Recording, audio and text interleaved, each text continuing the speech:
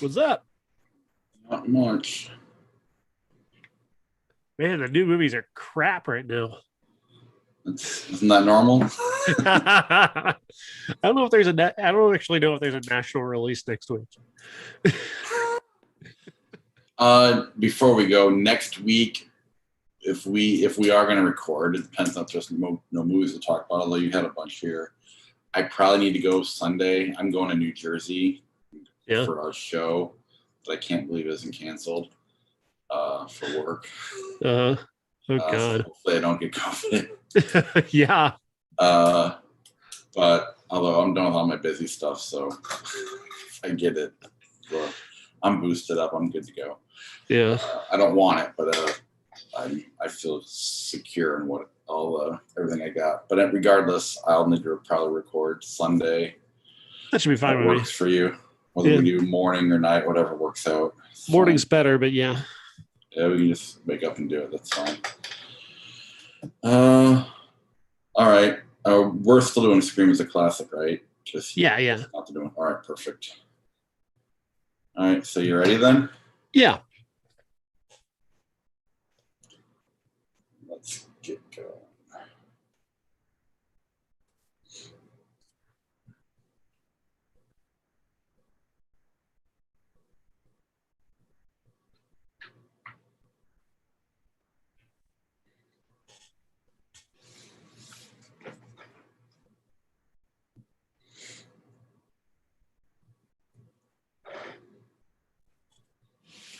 Welcome to the Everyone's a Critic movie review podcast. I'm your co-host, Bob Zerl. With me, as always, is professional film critic Sean Patrick.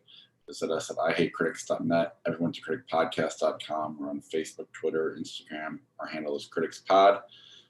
Listen to us on Apple Podcasts, Google Podcasts, Spotify, Stitcher, Alexa, all your podcatchers. Subscribe to the show on Apple Podcasts. We will read your review on the air. And the next person to do that will get a copy of the 4K Blu-ray of I Spit on Your Grave. We also do have a Patreon page where we did a full-on long-form podcast about I Spit on Your Grave if you want to hear it there. Patreon.com/criticspod. The best place to help support the podcast. We also have episodes regarding music, specifically Nirvana, Nevermind, Metallica, The Black Album, and the Beatles, Abbey Road. We have more where you want to do, just trying to find the time. So go to patreon.com/criticspod to help with the podcast and get those bonus episodes. And we are live on YouTube. If you follow us on our social media platforms, you'll know when we go live. We post it there, usually Monday evenings, sometimes Sundays. And last but not least, TeePublic, ihatecritics.net. Click on the TeePublic link in the right-hand corner, upper right-hand corner, and get yourself some podcast merch if you want some of that.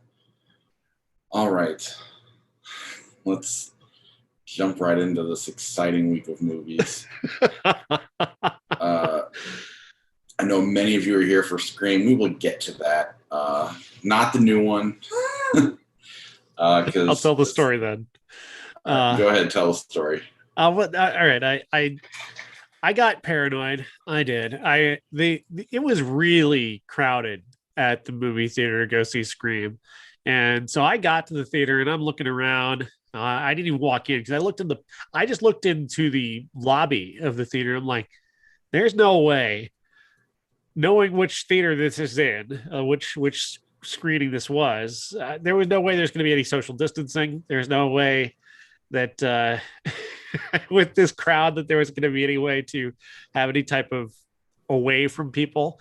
And most people weren't wearing masks. And I know that I'm fully boosted. I've got all of the shots. The thing about it is that I'm prone to upper respiratory problems. And I got paranoid. Even at Spider-Man, I was able to distance because I knew which theater it was in, and it was the largest theater in the building, so I knew that I would have space, and I did. But this one, I know that this was not the largest theater in the building, and there was no way there was going to be any distance, and there was a lot of people in there who really don't care if they get COVID or not, and I do care. So I passed up on what little pay they give me to do this, and just because I really am very nervous about this. From what I hear, nobody seems to be all that excited about the movie anyway. Am I wrong in that? It seems like people aren't really digging it. It depends on where you look. Like I read a lot of really good reviews early on, but then they fell off after the movie opened. So I'm not sure exactly where it stands. All right, but we're still going to talk about the original Scream, which is way more fun to talk about anyway. Yeah. So we will get to that middle of the show or late in the show. For now, we're going to talk about all the new releases we or Sean did see, and we will start with this year's La Llorona movie, The Legend of La Llorona. Yeah, this is the last year there was, or the year before there was La Llorona, and then there was the Curse of La Llorona before that, and now the Legend of La Llorona, and this is somehow worse than those previous two La Lloronas. This movie stars Autumn Reeser and Antonio Cupo as a couple who traveled to Mexico to try and get over the loss of their daughter who died in childbirth. They have brought along their son, something they didn't tell anybody they were doing. So when they arrive at their place where they're staying, the person who they're staying with is very surprised to see a child and nervous because children in this area have been going missing a lot. And immediately this child almost goes missing, just like right off the bat, because these are a group of very smart people. This is The Legend of La Llorona, is a woman who was murdered. Her baby was stolen from her, and she's been stalking and taking children from people for years out of revenge. Wow, was this movie funny? Not intentionally in any way, but this movie is completely hilarious with just how inept and silly it is. At one point, Autumn Reeser is chased down this hallway by La Llorona, and La Llorona stops to stare at this picture, ostensibly of her or whoever killed her, and she starts scratching the picture like a cat, like just with her hands, just whacking at the picture with like she has kitty claws. It's very bizarre, like why this happens. But also during this same sequence, Danny Trejo is shooting at a ghost, and it's effective. You sure it wasn't intentionally funny? I mean, come on. I'm pretty sure everybody's pretty straightforward. There's no indication here that they're not taking this seriously. I mean, I just think if I'm in the pitch room and it's like, if I'm going to pitch a comedy, Danny Trejo shooting at a ghost is something I might throw out there. I mean, am I wrong? No, you're not wrong. But again, nobody seems to betray any type of comedic intent in this. It's all pretty straightforward. That's funny. Is it in the same world as the other two movies, or doesn't are mention using them. the name? They're all just using the same legend. Were any of them good? I thought maybe the first one was, or maybe I'm confusing. The second one, La Llorona, the one that was made in Colombia or Central America somewhere. It was that one was okay. The best version of this by far, no question. Not the comedy. Are you sure there weren't any Wayne brothers in the background doing anything? If only. If only. I mean, in their movie, Danny Trejo would be in it, shooting a ghost. That should be a shirt. Danny Trejo shooting a ghost. Like another one no one would buy, but still. All right. Note to myself. Okay. Anything else on this? No, it's awful. Number one comedy 2022 so far. So far. All right. Let's go to Belle. Belle. This is a nationwide release for this animated film out of Japan by director Mamoru Hosoda. It tells the story of a young girl whose mother passed away several years earlier. Her mother was a hero. She rescued a little child, but obviously our hero, she misses her mom. And she's kind of got this mixture of both grief and guilt because she feels bad for wishing that her mom had let this other child die so she could have her mom. And that is like such a very true, amazing, like insightful feeling for a character to have, because people forget, when somebody dies heroically, that the people who left behind can have that sort of guilt like that, where they wish they weren't a hero. And that's, then you feel bad for thinking that. She's since then, she used to be a singer when she was a very young child. She stopped singing and just kind of retreated inside of herself very deeply. So now she's very shy as an older teenager. Um, she gets the chance to kind of come out of her shell when her friend introduces her to this new social media phenomenon where you can go like inside the computer, like you can feel everything, you can see everything, all your senses are involved in this, and the technology is such that it enhances your skills. So if you're a great singer like she already was, it makes you an even better singer. And since she's got this beautiful avatar with this pink hair, she can give herself a new name, which is Belle. She begins to sing again, and she becomes this phenomenon. She becomes this huge superstar inside of you. When she's doing a concert, it gets interrupted by this sort of dragon-like creature who's a fighter in this universe, and she's very drawn to him. She's very drawn to the pain he's obviously showing on his very skin, and she wants to help him. And this begins a sort of Beauty and the Beast style romance, but it's not going anywhere where you think it's going. Meanwhile, there's also a story going on in the real world where she's got her friend and this guy that she likes who are trying. The friend is a very good friend who's helped her, become this superstar. The boy is somebody who's trying to talk to her and trying to be her friend, but she can't accept that he would like her.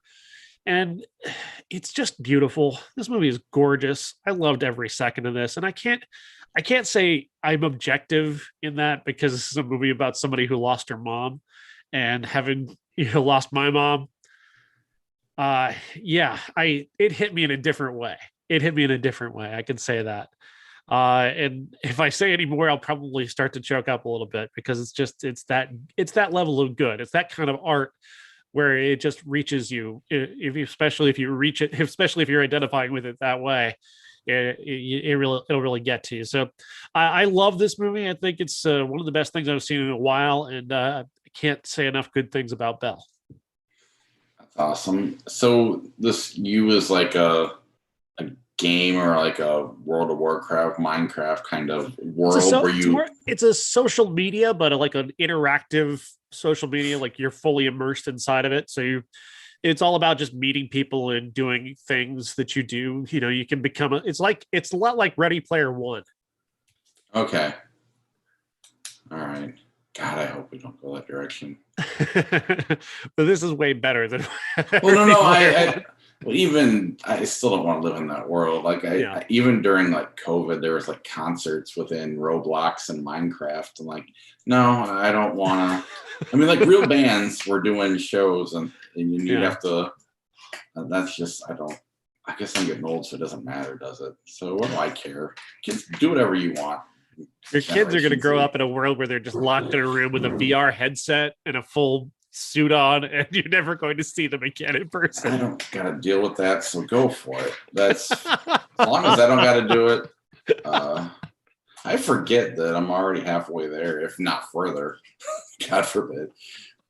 So who cares? Advance all you want. I'll stay right here. Right. I'll still go to my old guy concerts and try not to get COVID. But this does sound fairly amazing, so that's really cool. Yeah, it's beautiful. The animation is gorgeous. Just everything about it is really fantastic. Is it able to be seen yet? Yeah, it's in theater, and not on streaming. It's in theaters nationwide, which is kind of unusual for a movie like this. That's awesome, though. Come on, The Pink Cloud. The Pink Cloud. I have to preface this by saying that this is a movie that was made before COVID. I have to say that because the premise of this film is that there is a pink cloud that kills you within 10 seconds of you being close to it. And it forces everyone to inside their homes. You have to stay inside until the pink cloud goes away, and nobody knows when the pink cloud is going to go away. There are these two characters who just had a one night stand, and they wake up together, and there's this announcement on some unseen loudspeaker going, "Get inside your homes right now and stay there." And so they are trapped together, these two, and they don't know how long they're going to be there. And it goes on for some time. This is going to go on to a point where years go by, and the pink cloud never goes away. And it forces these two into this relationship with each other where they're sort of strangers who've had sex, and then they become romantic couple, and then they hate each other and they can't get away from each other. And various different things happen. One of the amazing things about this is that, and it fascinated me, the way that the world can adapt. And it's scary to think about this because we're in a time when climate change is getting ever closer to creating a world that's going to be difficult to function in. And the amazing thing is here, instead of trying to find a way to get rid of the pink cloud, everybody just sort of deals with it and accepts it. And the government starts, like, they come up with a way to deliver food to your house without having to, physically do it. And so everybody just adapts and they just let the pink cloud happen. And that scares the hell out of me. Because I can see us kind of be like, we're doing it right now on Zoom. Like, we can just adapt to anything and just sort of let it happen. It'll be fine. We're kind of doing that with COVID, actually. So this movie kind of becomes very, very prescient in that way. And then another thing that's very predictive about this movie is that it is what we would do. Everybody thinks that we would descend into dystopia. Everybody thinks that the world would break down and there'd be riots everywhere or whatnot. No, we'd all just stay home and get very, very bored. That's pretty much what we would do.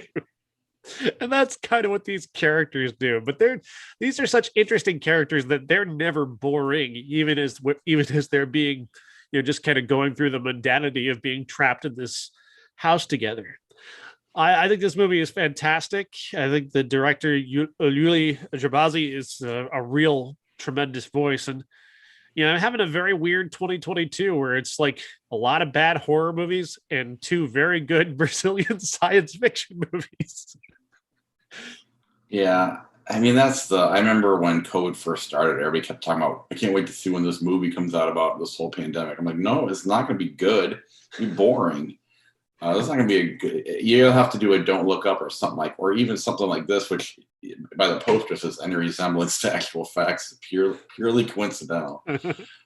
Yeah, you're right. I mean, even the true, like, if zombie apocalypse were to happen, like, the true version of that would be more of them as a nuisance, more so than running for our lives. It'd be like, oh God, I got to kill him before I go to work. It'd be like a coyote or something like that. Just avoid it. I mean, if you really think about it, you're 100%. It's really cool this movie takes that approach. Yeah. But it's still depressing that's because that's pretty accurate. We would find a way to live with it and not make it better. Exactly. And I feel like our government is already doing that with climate change. Like, they're already trying to find a way to prime us to be ready for when the world is uninhabitable. Yeah. I just want to know when, like, we have hundreds of years or dozens of years or years. We might get lucky, you and I, or at our age, but right. Yeah, it's just like the bell. Do what you want, kids. All right. Hopefully this doesn't become a thing. La Panasola. La Patisole is another terrible horror movie about a Mexican legend. Two couples go on vacation together. They're going camping. They're told along the way by a police officer, hey, you don't want to be here. Or a lot of people have gone missing in the forest. And they're like, yeah, whatever. We're going. It'll be fine. it won't be fine. They are both couples are in trouble. They are hating each other, and the couples hate each other, even though they don't really talk about it. There's a black couple who the woman is very upset that her boyfriend is too passive. He doesn't act out in a masculine way. He doesn't challenge her in any way, and she's thinking of breaking up with him. And the white couple is this very one of them is this very abrasive right wing sort of white guy who's got an opinion about everything, and he's very obnoxious. And he doesn't have a job. His wife is supporting them both, and she's resenting him over that. And those things will be revealed as we go along. And then there's this monster, La Panasola, which is a Mexican legend about a one-legged woman who kills people who are cheating on their spouse. And it's complete and utter nonsense, and it doesn't really matter. Doesn't really matter. A one-legged woman that kills people that cheat on their spouse. Yeah. She was cheating on somebody, or she was cheating on her husband with somebody and got caught and was murdered. And her grief was so much that she turned herself into the monster La Patasola to punish those who stray from their marriage. And it's effective with the one leg. I guess the one-legged thing, like I think she grows like a wooden leg when she's a monster. I think. Gotcha. But when she's just wearing white, and she's got the white flowing dress on, she's very pretty, and she's singing a song in the forest to draw you in, just like La Llorona, actually. That's exactly what La Llorona does. Then she turns into the monster with like tree trunk legs or whatever. Gotcha. All right. That silly mask you can see in the poster. Yeah, I'm good. All right. A cops and robbers story. This is a true story. This is a documentary about a man named Eric Pegues. Eric Pegues is a New York Police Department commander. He rose through the ranks of the NYPD to become an actual commander, which is like right below captain, like one of the biggest things you can be in the NYPD. The thing that people didn't know about Eric Pegues was that growing up, he was a gang member and a drug dealer. He grew up in Brooklyn working on a corner, selling drugs. And one day, a guy came up and popped him in the head with with the butt of a gun and told him to get out of there. I'm taking your corner. He came back the next day with his own gun and was intending to kill this guy, but he'd never fired a gun before. He put the gun to the guy's chest and pulled the trigger, and it just went click because he didn't know how to slide the thing to make it actually fire. The guy then turned his gun on him, and Pegues ran. And after that, he ran so far that he actually found himself outside of a military recruiting office and went in and said, "How fast can you get me out of town?" And they got him out of town the next day. They got him into the military and took him down south. And he spent 2 years in the military before returning to New York and then joining the NYPD. There's this amazing scene he describes here where he was a member of the Supreme, which was this drug dealing outfit in New York that was like what Wesley Snipes' organization was in New Jack City. Like, this is what New Jack City, I think, might have been based on the Supreme, honestly. And he was a member of that. And as after he joined the NYPD and he rose to the rank of sergeant, he became a trainer. And they sent him a VHS tape that he was to use in his training that day. And it was a training on how they took down the Supreme. And it had this like thing of pictures of guys who were members of the Supreme. He's like, "Oh crap, is my picture on this?" Because nobody in the NYPD knew that he used to be a gang member. So we watch him come up that way, and we watch him through his career and him rising up. And then he becomes very vocal about changing the way the police think, changing what the police procedures are. He gets into police reform. And that's when he's forced to retire, and he ends up going on a podcast and admitting that his gangster past, and this is what they use to take him down and try and tell you that his voice doesn't matter anymore because he lied to the NYPD. And that's kind of a thumbnail sketch of what this documentary is. It's not the whole thing. There's so much more to this guy's story, and he's such a fascinating person. I mean, he went from being a gang member and a drug dealer at 17 to 30 years later, he's meeting President Obama and shaking his hand. Like, there's a picture of that. And that's quite amazing what this guy did. He was given every garbage assignment, the worst stuff. And he just took he took that opportunity. Like, he's just incredibly smart. So while they were giving him crap assignments, he was using that time to study the police manual and test out of where he was. And he kept testing out of each layer of the NYPD till he got to commander. Impressive. This sounds really, really interesting. It's very good. Available right now to stream somewhere? I believe it is, yes. That one looks like a very interesting movie. All right. It's a fun transition. Sex Appeal on Hulu. Yes, Sex Appeal is the story of a teenage girl who's a high achiever. She's very smart. She's very proud of her high achieving academics, and she says she's pretty good at everything. She's got a boyfriend who she met at a STEM conference a year ago, and he wants to take their relationship to the next level. He wants them to have sex the next time they see each other, which is about 30 days from when he says that. And she decides, well, if I'm going to have sex, I need to be very, very good at sex because I'm very, very good at everything. And so she sets about creating for herself a series of experiments to figure out what's the best. How do you be the best at sex? And that includes starting to have certain experiments with her best friend, who's you can see the I don't remember either a character's name. I apologize. I don't have my review in front of me.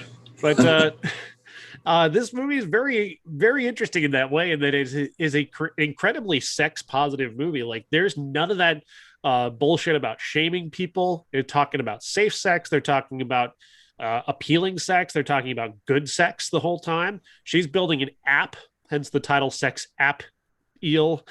She's making an app to help people get good at sex. And people are very open to her talking about it, even as it can be kind of awkward when she kind of runs up to people and asks them very blunt questions about sex. Everybody seems to respond to her in a way like, well, yeah, I'll tell you that. Usually that's played for like very awkward laughs. And there are a couple of times where they do that here, but not nearly as much. And that makes that at least gives this movie kind of a hook. It makes it a little better, certainly, than the movies we talked about this week. The main issue with it is that it's not outside of the sex positive stuff. It's just not very original. Like, the main character, the female character, she's very much a combination of Leonard and Sheldon from The Big Bang Theory. You know, she's got Sheldon's filterless way of speaking to people in very awkward fashion. She's got Leonard's sort of trepidations about himself and about his image, self-image and self-worth. Then you've got then of course it's got to pile on all these references to 80s teen comedies to the point where at one point she walks into the band room where her best friend is, and she does the thing. She holds her phone over her head and plays the Peter Gabriel song. Like, all these references get to the point where the movie doesn't have a personality of its own beyond the sex stuff, and that's really unfortunate. I think that drags the movie down. Yeah, if I don't ever have to see anybody hold that boombox or anything over their head and play that Peter Gabriel song again, I'd be good. Yeah, it's such a bad joke these days. Like, I love that Peter Gabriel song, but we've gone too far with that right. Joke. The joke's not fun anymore. Yeah. All right, let's move on to The Free Fall. The Free Fall stars Shawn Ashmore as Nick, the husband of a woman who is recovering from having taken her own life. So this is a bizarre story. This woman is going to her parents' home where they are to be getting remarried. They're renewing their vows. She arrives there and she walks into their bedroom and finds her mother repeatedly stabbing her father in the chest. just over and over again, mindlessly. Then the mother slits her own throat and is dead herself. So we don't see it, but the character played by Andrea Leondo, who's the lead here, goes into their bathroom, climbs in the tub, and cuts her wrists. And next time we see her, her husband has rescued her and wrapped her up and put her in the bed. Questionable decision on his part to use the same home where her parents were. Where her parents just were, where one parent murdered another and then took her own life. He puts her literally in the same bed.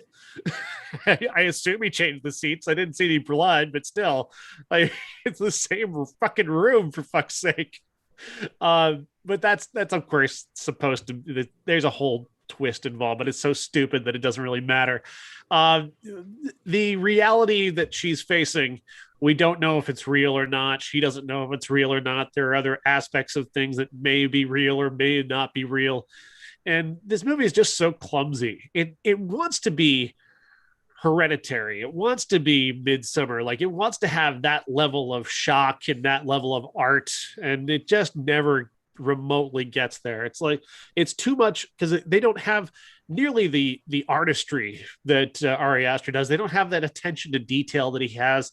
They've got a very low budget here, so it looks like a Lifetime movie, and you can't do what Ari Aster does on a Lifetime budget. You just can't. Without his type of cinematography and genius, you just can't pull it off. And this movie feels like a dime store version of that. Yeah, I mean, if Ari Aster would have made it, this character, if it's in the same room that her parents had all this happen, he would have found a way to make that work and make sense. So there'd have been a reason for it. Or he wouldn't have done it at all. Probably the latter. But regardless, he would have paid attention to that detail and made it work. Here, you're just like, questionable decision. Kind of takes you out of the movie. Kind of, yeah. Thinking about things like that. It does have an explanation, but it's so dumb that I can't even bother. Right. Well, that's almost worse. All right. Now I can start participating in the show because I've seen the rest of these movies. So let's start with The Tragedy of Macbeth. Yes, The Tragedy of Macbeth stars Denzel Washington and Frances McDormand in the story of a man who had on this desperate quest for power. He's a warrior. He's just returning from the war, and he's warned by a witch that here's what's going to happen in your life. And he seems to be getting everything that he wants, but of course it's coming at the cost of his very soul. And who better to play that than Denzel Washington? He is amazing in this movie. And this is not the Denzel Washington who shouts every moment and goes completely nuts, but he does have moments where it's like very big and broad, but it feels more natural here than it did in, say, Fences or some of his more recent performances that I've not really enjoyed. And I think part of what makes it work is that he's working with Frances McDormand, who's just a genius. She's just so perfect in this movie, playing Lady Macbeth. These characters are iconic in the way that Shakespeare created them, and these actors are living to that. This is directed by Joel Cohen without his brother, which is very interesting. He said that he probably couldn't make this movie with his brother. Not that his brother isn't interested in Shakespeare, just that the way he wanted to do it is not the typical way that they make movies. And he's made an incredible film. I mean, you've got this amazing cast. Brendan Gleeson plays the king. You've got Corey Hawkins in this movie, who's got a tremendous supporting role. Everybody in this is so good, though. And just immersive and exciting and unique. The witch character she is haunting. I wish I could remember the lady's name. I apologize for not being able to remember her name because she's probably going to get an Oscar nomination. She's amazing. The way they use that character is extraordinary, and everything about this movie is amazing. I love this movie. I agree. At the same time, it's like you almost don't need to see it because you know what it is. you got two of the greatest actors in their generation in Denzel and Frances McDormand. You got a Coen brother. You got Shakespeare. You know what this movie is. They kind of film it like a play, so there's a little bit of a gimmick there too, which is it works and it allows for the.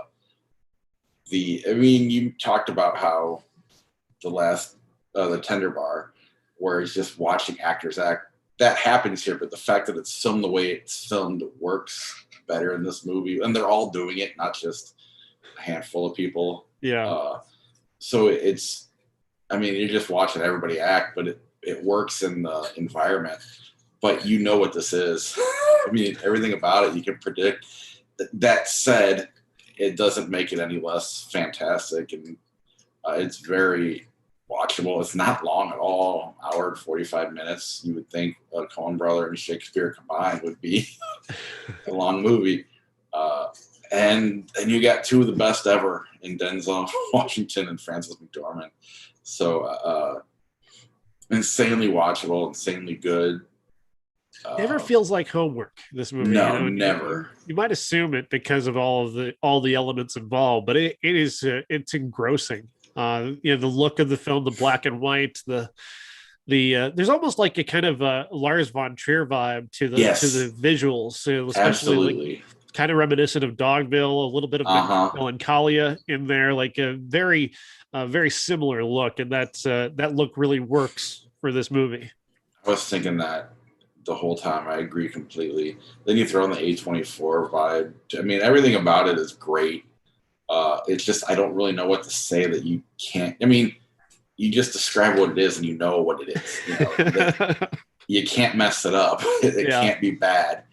I think this has Denzel's best scene in decades. I mean, truly, like there's a scene where there's just a room filling up with water and he's being tormented by the witch. And that scene, he's not even really saying all that much. It's just, but the way he plays that scene is so effective and it's breathtaking to watch. Oh yeah. I'm trying to think of what my favorite performances would have been last year, but this is right up there. I mean, both of them, both him and Frances McDormand were Oscar-worthy performances for sure. I'd imagine he gets nominated, right? I think so. At least Denzel is certainly going to get nominated. They're talking about the woman who played the witch is being talked about for a Best Supporting Actress, and that's certainly deserved because again, she is just haunting. Yeah, it's on Apple Plus or Apple TV right now, so if you want to watch it, it's there. It's a must see. It is, it's a must see. It's Denzel Washington and Shakespeare. I mean, you can't really go wrong. I mean, let's not forget one of the Coen brothers, A24, Francis, all of that combined into one. It's exactly what you think it is, and it's worth watching.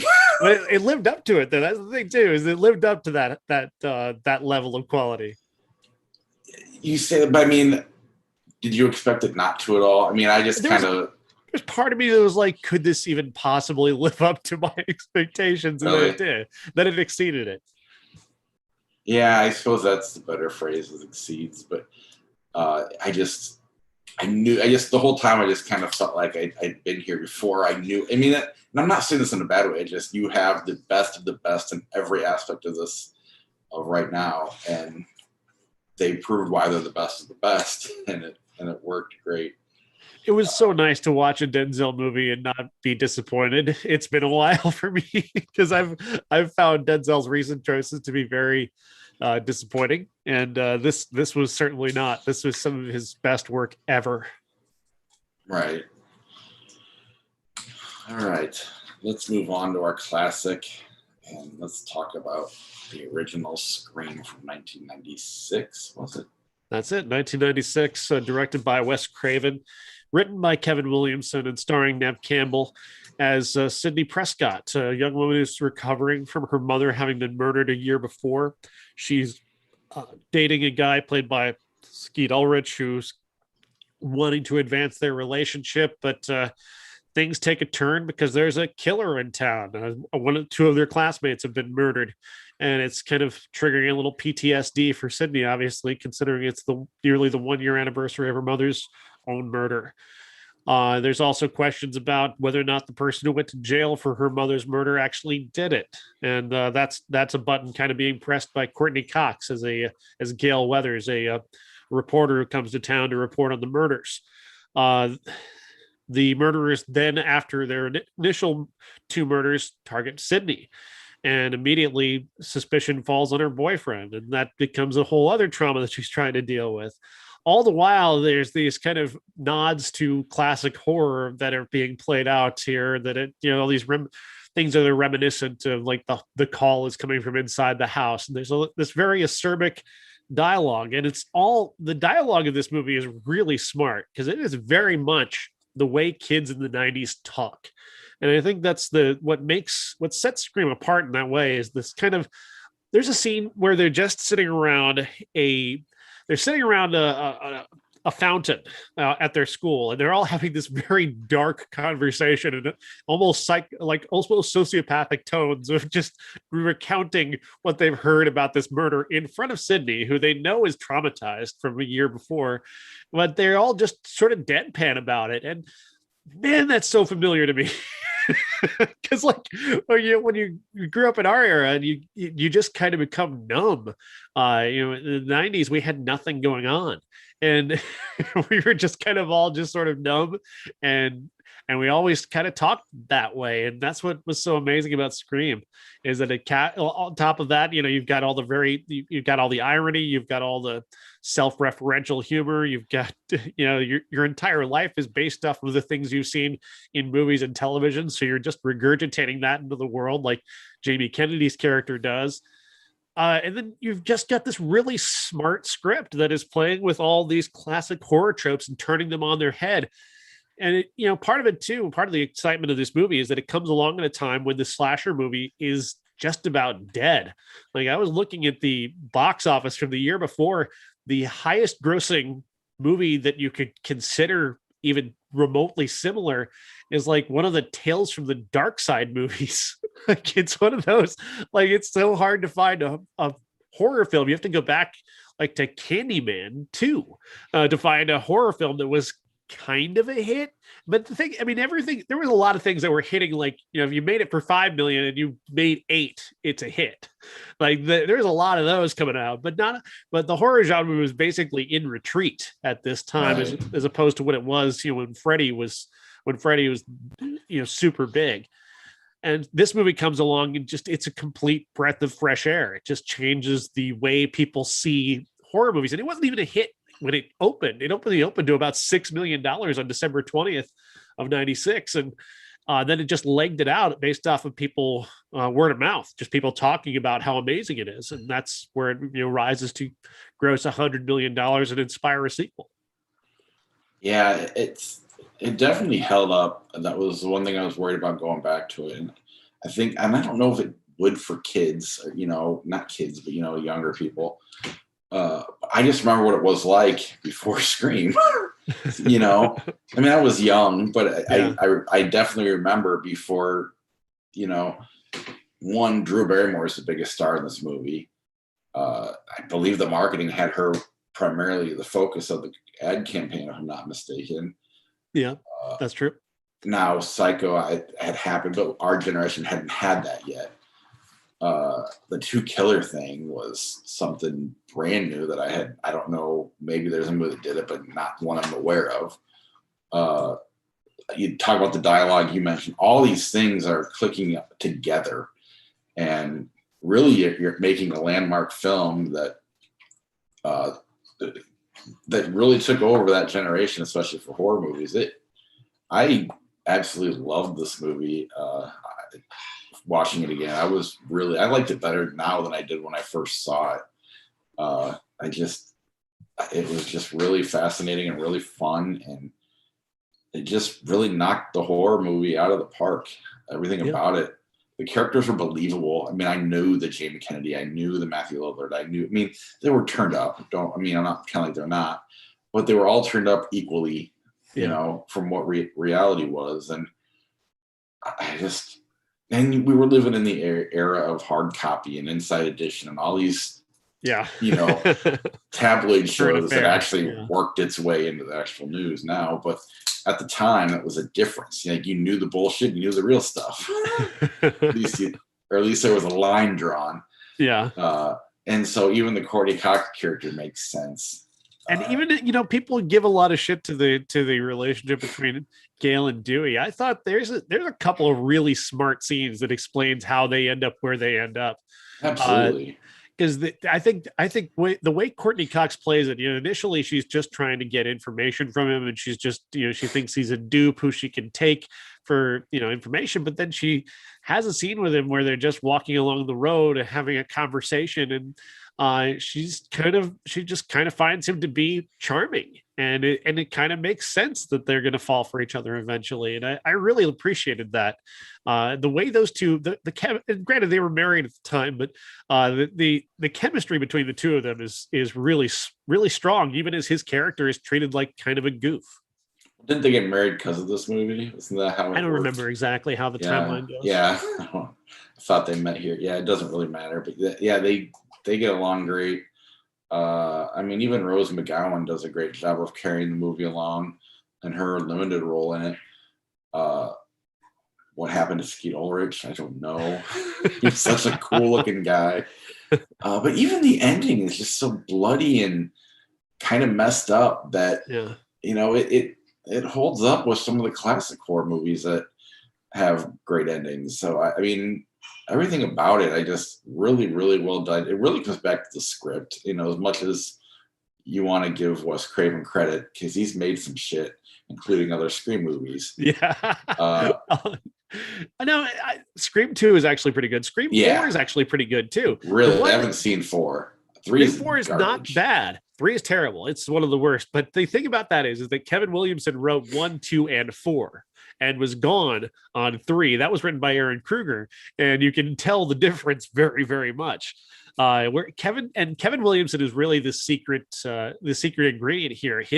His very modern take on teenagers and the way that teenagers talk and interact with each other. His take on, he had this perfect storm of influences to have him working with Wes Craven was absolutely perfect, because you've got a guy you've got Craven who knows how to do splatter, and you've got Williamson who's got this very fresh take on the genre.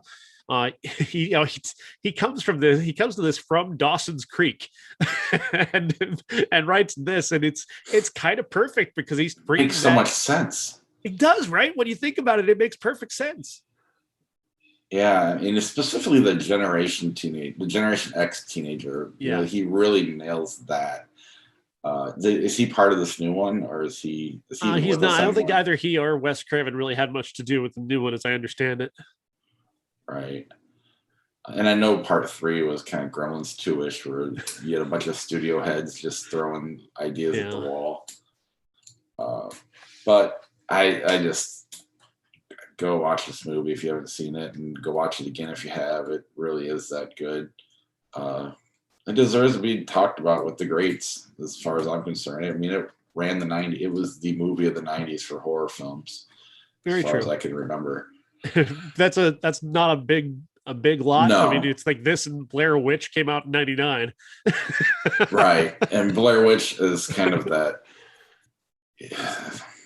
Both this and Blair Witch are kind of the reasons movies took a downturn as well, because everybody started copying it.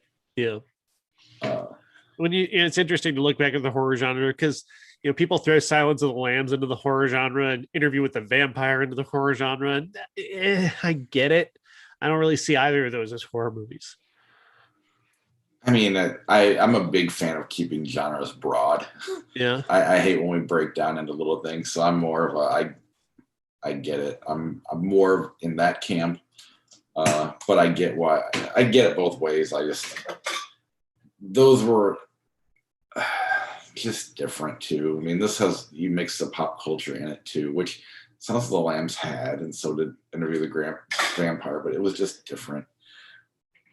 I don't know.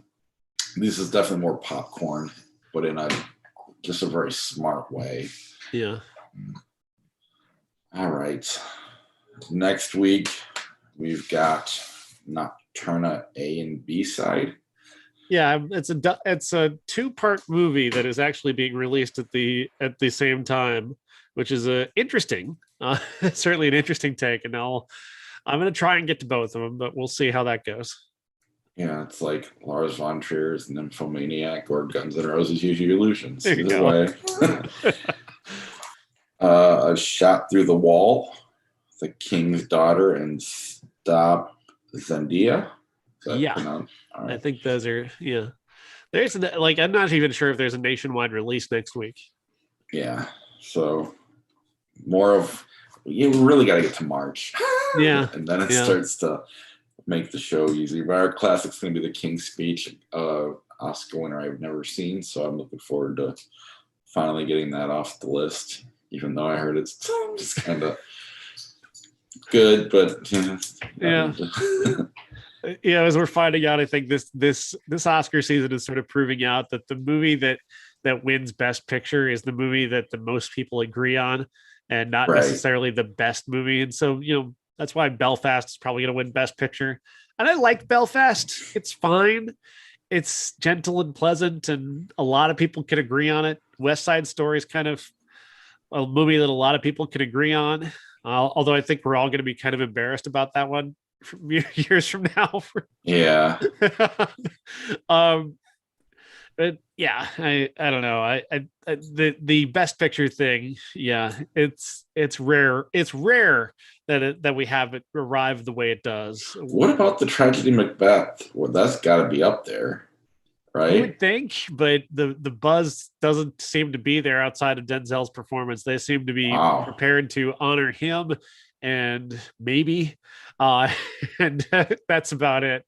Everything is really coalescing around Belfast, with maybe The Power of the Dog kind of on the outside with an outside shot, but it's far more divisive, so less likely to win. And then West Side Story. I guess if it's the possible scenario is West Side Story and Belfast sort of divide the easily pleased audience, and Power of the Dog maybe sneaks in there. We'll see. I like the movie, so I wouldn't be upset if that one won. But yeah, 1992 Love Crimes came out for next week. I don't even remember what came out this week. Gnome named Norm or something like that. A Gnome Named Norm and Juice. If you're gonna watch, if you want to know anything about A Gnome Named Norm, just listen to the "How Did This Get Made" episode on it with Paul Scheer and Jason Mantzoukas. they give it the treatment that it deserves. It's a gnome cop buddy comedy. As only they could do. Exactly. It's built for them. It's not built for anybody else.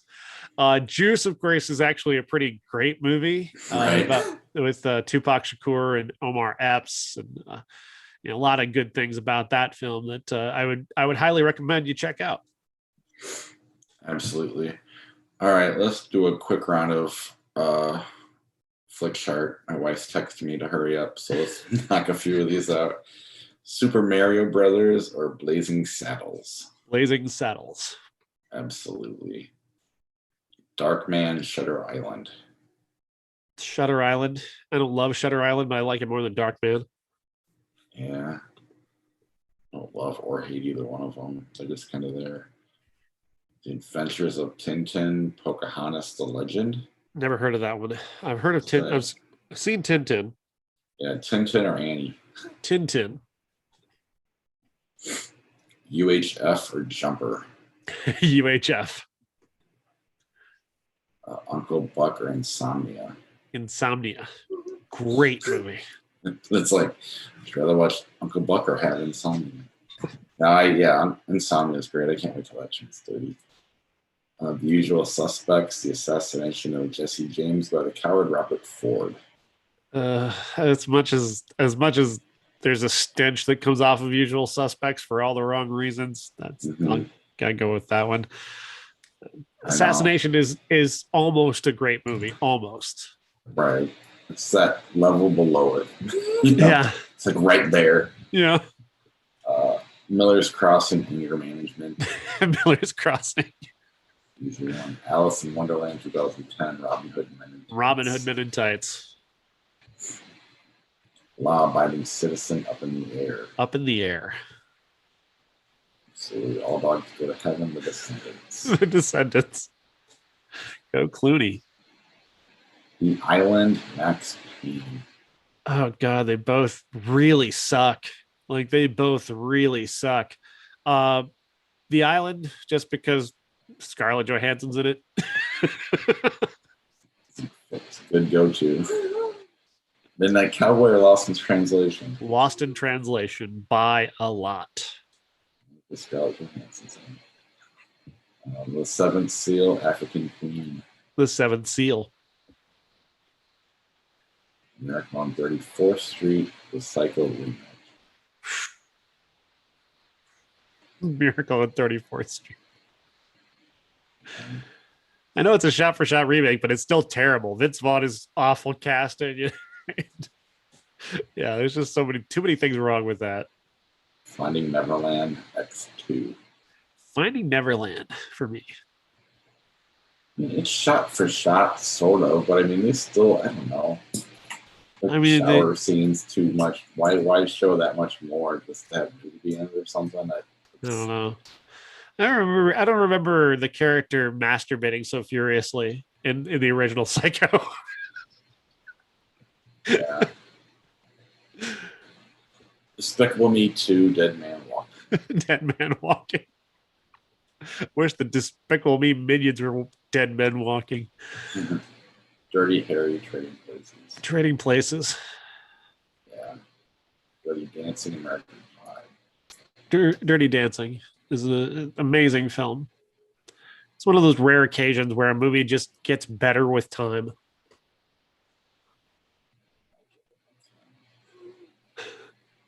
Eight-Legged Freaks, City Slickers. City Slickers.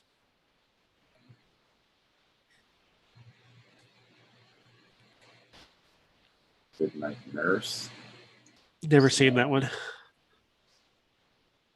Reign of Fire, The Kingdom. The Kingdom is actually not a bad movie. Under Siege, Fast Five. Fast Five. Battle of dumb movies. Die Hard or Superman 4. Die Hard. Gross Point Blank, What Dreams May Come. Gross Point Blank.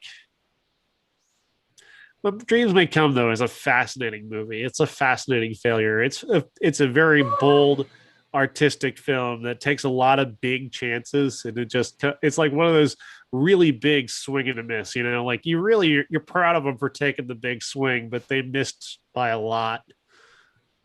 I don't like the one guy that hates Gross Point Blank. We'll go with it. The Girl with the Dragon Tattoo, Lucky Number 11. Lucky Number 11. Still love that movie. Deadpool, Children of the Corn. Deadpool. Stop Making Sense. Is that a stand-up comedy? It's a Talking Heads documentary. Oh. Justin Bureau, which one? Stop Making Sense. I don't hate Adjustment Bureau like other people do, though. The original Girl with the Dragon Tattoo, Miami Vice. Dragon Tattoo. Yeah. The Ring, Usual Suspects. Usual Suspects. Stop making me pick that. Separate the art from the artists. Separate the art from the artists. The Omen or The Pacifier? The Omen. Although The Pacifier is a scarier movie. Yes. Vin Diesel was taking it very seriously. Bloodbath, you seen that one? No. Natural Born Killers, Black Snake Moan. Black Snake Moan. They're both failures, but that's a different kind of failure. What dreams last one. All right, last one was Jack. What Dreams May Come. Sean picked What Dreams May Come. Because Jack is unwatchable. Wait, one more. All right. All dogs go to heaven or Evil Dead. Evil Dead 2. Oh. All right. Of course. Anyway. All right. We'll see you guys next week. Cool. Bye.